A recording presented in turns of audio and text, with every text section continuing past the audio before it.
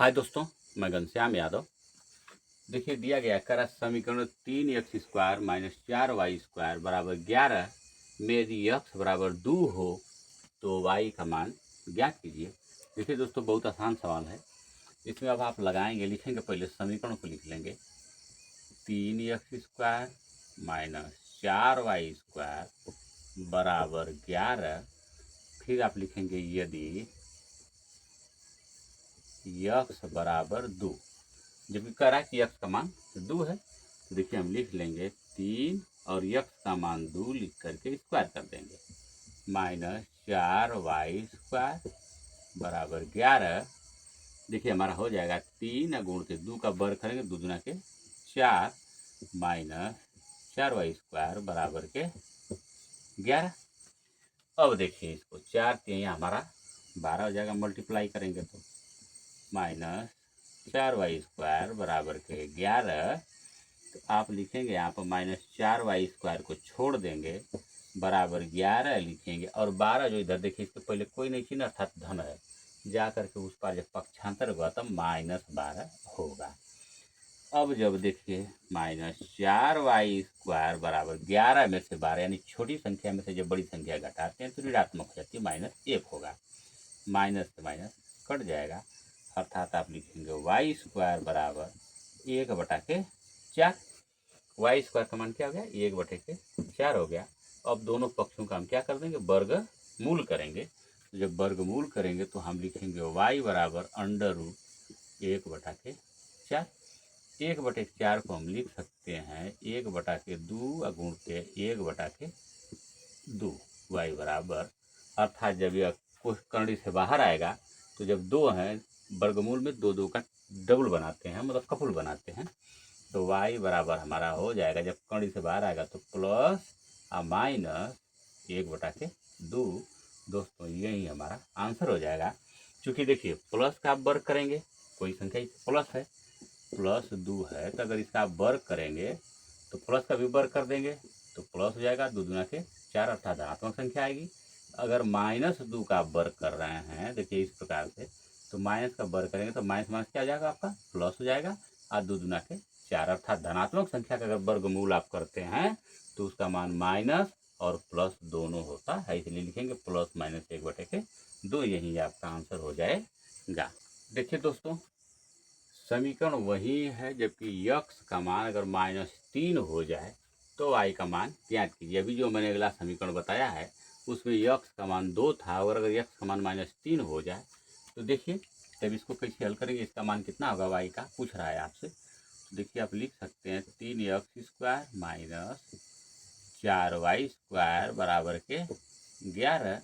जब कह रहा है कि यदि x का मान -3 हो, देखिए जहाँ x का मान -3 अब हमें रखना होगा, तो लिखेंगे 3 और कोष्टक में लिख सकते हैं गुणते -3 का स्क्वायर -4y² बराबर के 11। देखिए तो लिखेंगे 3 गुणते माइनस का वर्ग कर देंगे तो प्लस, चूँकि आप जानते हैं कि माइनस गुणते माइनस बराबर क्या होता है? प्लस होता है, तो यह प्लस हो जाएगा।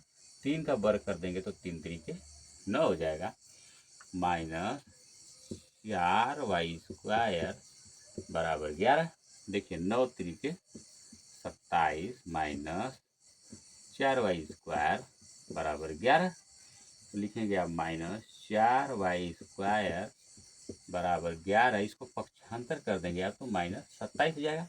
देखिए +27 जब पक्षांतर करते हैं आप, बराबर के चिन्ह के लेफ्ट हैंड साइड के अंकों का राइट हैंड साइड ले जाते हैं, उसका चिन्ह बदल जाता है। राइट हैंड साइड के अंक को जब हम लेफ्ट हैंड साइड में आते हैं तो उसका चिन्ह बदल जाता है, तो -27 हो जाएगा। देखिए -4y² बराबर 11 में से 27 घटा देंगे तो आपका 16 हो जाएगा, लेकिन छोटी संख्या में से जब बड़ी संख्या आप घटाएंगे तो ये ऋणात्मक हो जाएगा। इस प्रकार से देखिए, तो अब माइनस से आप माइनस में भाग देंगे, कट जाएगा, और y² बराबर लिख सकते हैं यहाँ पर 16/4। y का जो गुणांक है इसे क्या करेंगे? हम भाग दे देंगे दाहिने पक्ष में, तो 4 चौके 16, अर्थात y² बराबर 4 हो जाएगा, या y बराबर आपका करणी में 4 हो जाएगा। क्यों करणी में 4 होगा? दोनों पक्षों का वर्ग मूल कर देंगे। जब वर्गमूल करेंगे तो ये क्या हो जाएगा, कर्ण के अंदर हो जाएगा। यहाँ पर 2 लिखें या न लिखें उसका अर्थ ही होता है कि वर्गमूल। तो हो जाएगा आपका y बराबर देखिए कर्ण में हो जाएगा 2 और गुणते 2, 2 दूना के 4, इसका खंड हो जाएगा 2 दूना के 4। और कर्ण के अंदर जब वर्गमूल करना होता है तो हम 2 का कपुल बनाते हैं, यानी जोड़ा बनाते हैं 2 का। तो ये कर्ण से बाहर 2 आएगा तो आपका हो जाएगा y बराबर प्लस माइनस 2 लिखना पड़ेगा, यही हमारा आंसर हो जाएगा। क्योंकि देखिए प्लस वाली संख्या का भी वर्ग करेंगे तो प्लस ही आएगा, माइनस वाली संख्या का भी वर्ग करेंगे तो प्लस ही होगा। इसलिए वर्गमूल जब करते हैं तो उसको हम प्लस और माइनस लिख लेते हैं, अर्थात यहाँ पर y का मान क्या हो जाएगा, प्लस माइनस 2 हो जाएगा, यही हमारा आंसर होगा। देखिए दिया गया कर्ण में 2x² प्लस 7x प्लस 5 कर्ण में 2 बराबर 0 को गुणनखंड विधि से हल करो। दोस्तों देखिए द्विघात समीकरण दिया गया है और इसे कह रहा है आपसे कि आप गुणनखंड विधि से हल कीजिए। तो सबसे पहले हम इस समीकरण को लिखेंगे। देखिए यहाँ लिखते हैं हम कर्ण में 2x², देखिए कर्ण में केवल 2 है, कर्ण में 2x² प्लस 7x प्लस 5 कर्ण में 2 बराबर 0।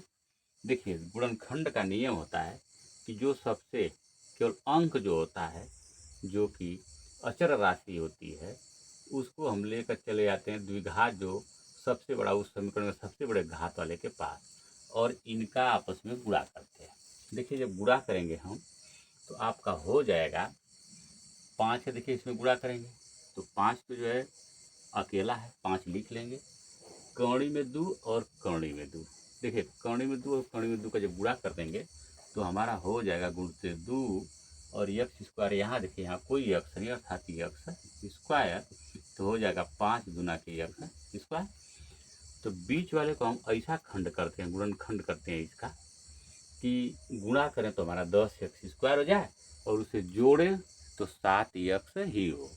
तो अब इसको हम देखिए लिखेंगे, तोड़ते हैं, देखिए कैसे लिखेंगे।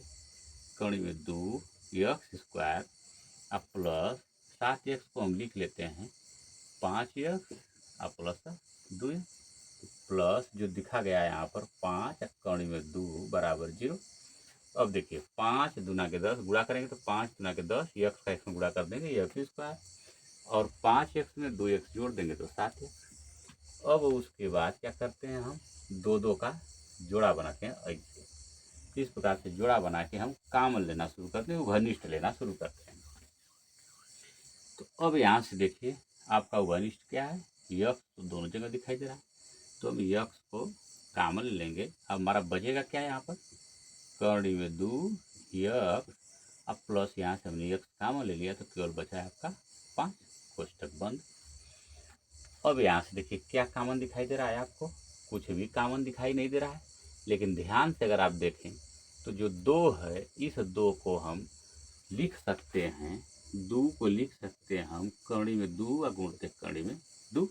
देखिए कर्ण में 2 कर्ण में 2 जो गुणा करेंगे तो 2 आएगा, तो अगर 2 आएगा कर्ण में 2 गुणा करने पर दोनों का जो है, तो आप 2 को भी तो लिख सकते हैं कर्ण में 2 और कर्ण में 2, तो इस 2 को हम लिख लेंगे कर्ण में 2 गुणते कर्ण में 2। ये अपने मन में रख लीजिए, यहाँ से कर्ण 2 एक हम निकाल लेते हैं कॉमन इस कर्ण में 2 के साथ, तो हम लिखेंगे प्लस कर्ण में 2 कॉमन ले लिए तो यहाँ क्या बचा आपका, कर्ण में 2 और x बच गया, प्लस यहाँ से कर्ण में 2 हमने कॉमन ले लिया है तो बच गया आपका 5 बराबर के 0।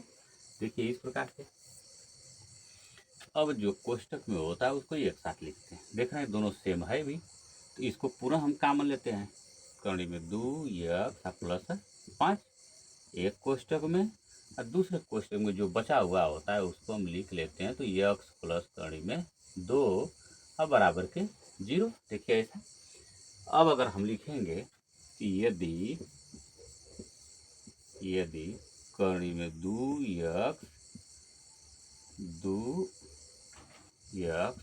प्लस 5 बराबर 0 करा कि इसके बराबर पहले आप मान लीजिए अगर 0 है तो क्या हो जाएगा आपका, देखिए कर्ण में 2x बराबर +5 को पक्षांतर करेंगे तो -5, अर्थात x बराबर हो जाएगा x बराबर होगा -5। अब बटा के देखिए करनी में 2, एक मूल तो ये हो गया x का मान।